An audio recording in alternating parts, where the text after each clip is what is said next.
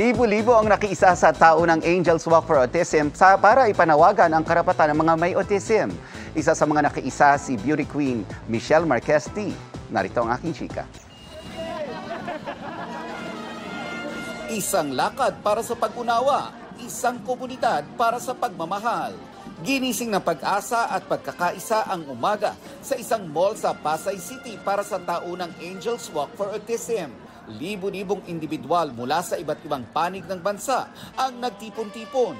Dala ang iisang paninindigan. Ang mga taong may autism ay may mahalagang puwang sa ating lipunan.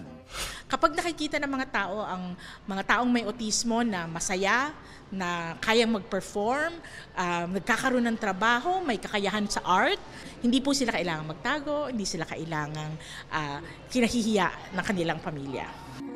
Bago magsimula ang walk, ipinamalas muna ng ilang Pinoy na may autism ang kanilang talento sa entablado.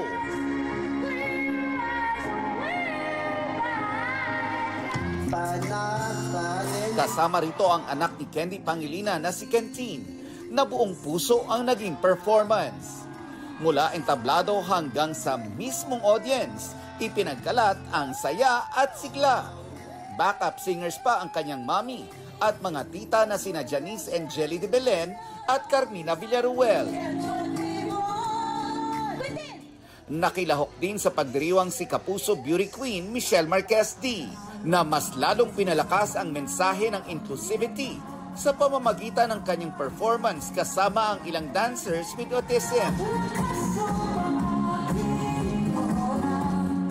Kasama ni Michelle sa event ang kanyang ina na si Melanie Marquez at ang kanyang mga kapatid na sina Adam at Mazen na parehong may autism.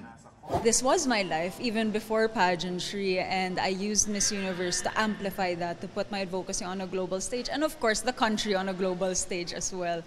Kaya it wasn't hard for me to do it. It was very natural, and my advocacy is real, so it's not hard to keep showing up every single year.